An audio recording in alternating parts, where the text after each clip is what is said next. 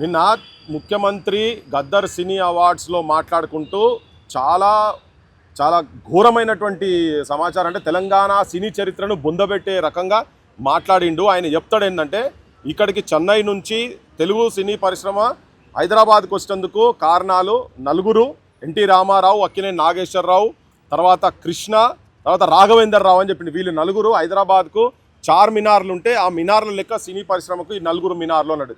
ఇది ఇది ఇంతకన్నా దరిద్రంగా, అంటే ఈ మనిషికి తెలివి లేదని కాదు, తెలివి ఉండి కావాలని ఈ ఆంధ్ర సినీ పరిశ్రమను వాళ్ళే ఇక్కడ మొత్తం సర్వం అన్నట్టుగా, వాళ్ళకు దాసోహమైనట్టు, వాళ్ళ పాద పూజ చేసినట్టుగా మాట్లాడిండు.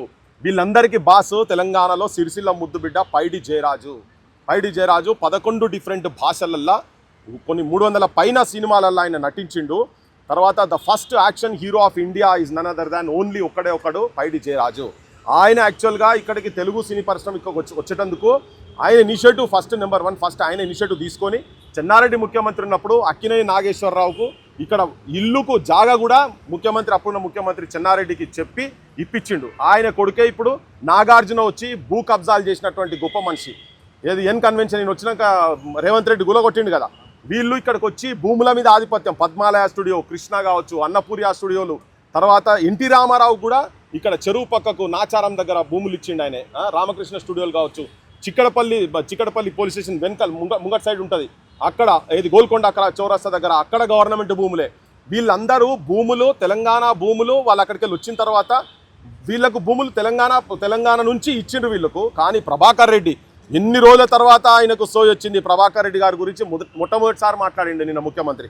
ఈ ప్రభాకర్ రెడ్డి అక్కడి నుంచి చెన్నై నుంచి ఇక్కడికి వచ్చేటప్పుడు ఇక్కడ తన సొంత భూమి 10 ఎకరాలకు పైన ఇచ్చిండు. అది నిన్న ముఖ్యమంత్రి మొదటిసారి ఎండార్జ్ చేసిండు. అతను దాదాపు 470 పైన సినిమాలు ఇక్కడ తీసిండు. దాదాపు 21 పైన అద్భుతమైన హిట్ సినిమాలు రాసిండు కూడా ఆయన. సో ఇక్కడ ఆ పరిశ్రమ ఇక్కడికి వచ్చేటందుకు ఆయన సొంత భూమి ఆయన ఇచ్చిండు.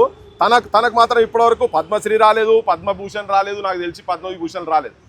దాదాసాహెబ్ పాల్కే అవార్డు వచ్చినటువంటి పైడి జయరాజు వచ్చిన తర్వాత 20 ఏళ్ళ తర్వాత ఎన్టీ రామారావుకు, నాగేశ్వరరావుకు వచ్చింది. వాళ్ళ పేర్లు చెప్తాడు ఈయన నోరు వస్తలేదు ఈయనకు. తెలంగాణ వాళ్ళ పేర్లు చెప్పేటందుకు రేవంత్ నాయుడుకు, రజాకార్ రేవంత్ నాయుడుకు నోరు వస్తలేదు ఈయనకు.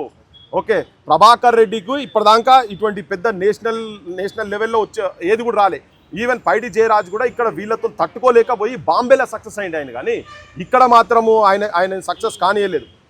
ఆయన తోటి ఇంటర్వ్యూ కావాలని చెప్పని, ఆయన తోటి మాకు డేట్స్ కావాలని ఎన్టీ రామారావును, అక్కినేని నాగేశ్వరరావు ఆ రోజు పైడి జయరాజ్ దగ్గర పోయి మీ డేట్స్ కావాలంటే పైడి జయరాజ్ చెప్పిండు, మీరందరూ సినీ ఇండస్ట్రీ చెన్నై నుంచి ఇక్కడికి హైదరాబాద్కు షిఫ్ట్ అయ్యేదానికి మీరందరూ సహకారం చేస్తేనే నీకు డేట్ ఇస్తానంటే వీళ్ళే ఆరాధ్యంగా చూసేటువంటి వ్యక్తి గురించి ఈ ముఖ్యమంత్రికి నోరు వస్తలేదు, మాట్లాడతలేడు. కానీ ఎంత అద్భుతంగా చెప్పిండు చూడు, 4 మినార్లతో కంపేర్ చేసి చెప్పిండు.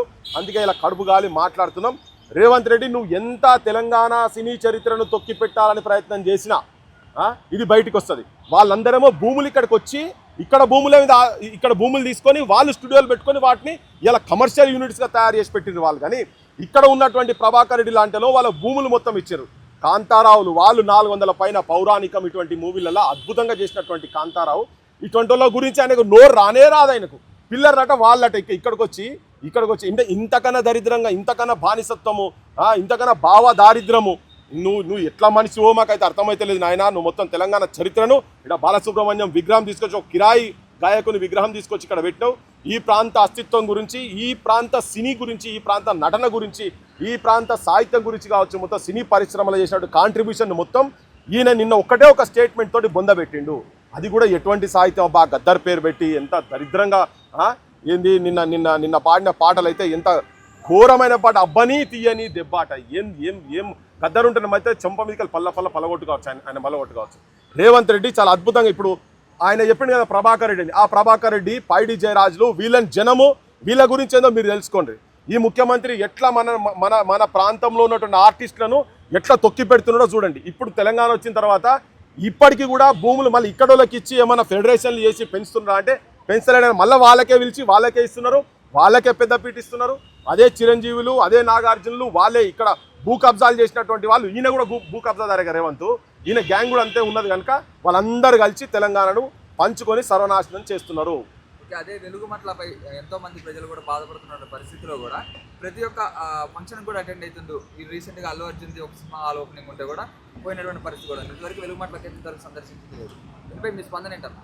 ఇప్పుడు ఆయన అదే మొన్నటిదాకా ఈ విజయ్ దేవరకొండ అనే సినిమా యాక్టర్ను ఇంకో యాక్ట్రెస్ ఇద్దరు కలిసి లగ్గం చేసుకున్నారు కదా. వాళ్ళిద్దరు లగ్గం చేసుకున్నారు. లగ్గానికో రిసెప్షన్కో పోలేదని ఇంటి దాకా పోయి కలిసి వచ్చిండు ఆయన. ఇక చూడు ఈయన ఇంత గొప్ప తెలంగాణ నాయకుడో చూసుకోవాలి. త్యాగాలతో వచ్చినటువంటి తెలంగాణలో ఏ భూమి భుక్తి మాతృభూమి విముక్తి కోసం జరిగినటువంటి పోరాటాలల్లో ఇలా భూమి గురించి, అది కూడా ఈయన భూమి కాదు, వెలుగుమట్ల భూమి, అది ప్రభుత్వ భూమి కాదు, భూదాన్ భూమి పేద ప్రజలకు 100 గజాలుగా ఇస్తే, భూదాన్ బోర్డోళ్ళు ఇస్తే దాని మీద ఇండ్లు కట్టుకుంటే ఆ ఇండ్లు గులగొడితే కనీసం వాళ్ళు ఏం తింటున్నారు, బుక్కడు బువ్వ తింటున్నారా లేదా అనే సోయి లేకుండా వీళ్ళు దావతులు, వీళ్ళ కథలు, ఏ గద్దర్ ఆ పేద ప్రజల గురించి అయితే తిరుగుబాటు చేసి కొట్లాడి గద్దర్ అనే ప్రపంచానికి తెలిసేటట్టుగా సాహిత్యాన్ని తీసుకుపోతే పేద ప్రజల పక్షపాతి కాబట్టి జరిగింది. అటువంటి గద్దర్ సభలలో ఎకిలి చాస్టలు పెట్టుకుంటా 11 కోట్ల రూపాయలట దానికి నిన్న జరిగినటువంటి ఒక ప్రోగ్రాంకు. సో ఈయనకు ఆ పేదోళ్ళ గురించి, వాళ్ళ ఆకలి గురించి, వాళ్ళ జీవితం గురించి, వాళ్ళకు ఇచ్చినటువంటి నీడ గురించి కన్నా ఈ సినిమా వాళ్ళు, ఈ దావతులు, ఈ ఫంక్షన్లు, అల్లు అర్జున్ స్టూడియో కదా నువ్వు ఇంతకుముందు చెప్పేది, ఆయనకు వీళ్ళే కావాలి. మళ్ళీ ఈయనకి సినిమాలు కూడా నేను చెప్తున్నాడు. ఏం సినిమా అది, అల్లు అర్జున్ ఏదో సినిమా ఉండే కదా మొన్న వచ్చినాక, పిల్లగాడు చచ్చిపోయా కదా, అసెంబ్లీలో వీళ్ళే చెప్తారు, అడవైన సినిమాలని వీళ్ళే చెప్తారు. మళ్ళీ నిన్న ఆయనే గొప్పగా ఆ సినిమా గురించి, చాలా పుష్ప సినిమా చాలా గొప్ప సినిమా అని చెప్పి మళ్ళీ ఆయనే చెప్తాడు. ఇది నేను అనుకుంటున్నా ఊసర వెళ్ళి కూడా ఇటువంటి వాళ్ళని చూస్తే దూరం ఉరుకుతుంది కావచ్చు, ఓరి నాయన వీడారు నాయన అన్నట్టుగా దూరం ఉరుకుతుంది రేవంత్ రెడ్డిని చూస్తే. అగో అంత రకరకాలుగా రంగులు మారుస్తున్నారు. వీళ్ళకు పైసా కూడా పేదోళ్ళ మీద కనుక ఏ కోశాన గింత కూడా వీళ్ళకి ఎక్కడైనా సోయి ఉండేది ఉంటే ఇటువంటి ఫంక్షన్లు అటెండ్ కాక ముందు ఆ పేద ప్రజలను అడ్రస్ చేయనుండే. అసలు ఏంది, మనం 1000 ఇండ్లు గులగొట్టినాము, ఆ ఇండ్లు గులగొడితే ఆ జనాలు ఎట్లున్నారు, కనీసం తింటుండ్రా లేదా. మొన్న అంబేద్కర్ భవన్లో పెడితే కానీ 100 మందికి 2 బాత్రూమ్లట. ఎంత ఘోరము అంటే పశువుల కన్నా హీనంగా పెడుతున్నారు. ఇక్కడ వీళ్ళు మాత్రం విలాసాలు పెద్ద హోటళ్లకు పోయి వీళ్ళ కథలు విలువడుతున్నారు. ఇది బాధ్యత లేకుండా, అంటే ఇంత కర్కోటకంగా కిరాతకంగా ఈ ప్రజాపాలన చెప్పుకుంటున్న వాళ్ళు వీళ్ళంతా ఉట్టిగా ఇక్కడ మొత్తం వీళ్ళని చూస్తున్నైతే నాకైతే పిశాచులు లెక్క కనబడుతున్నారు. వీళ్ళైతే ప్రజలకు కూడా అర్థమవుతుంది ఇదంతా, వీళ్ళు ప్రజాపక్షాన లేరు. ఇది ప్రజాపాలన కాదు, పైశాచిక పాలన. ఇది పోలీసు రాజ్యం చేసి పడేసారు తెలంగాణ మొత్తం రేవంత్ రెడ్డి హోమ్ మినిస్టర్గా, ముఖ్యమంత్రి.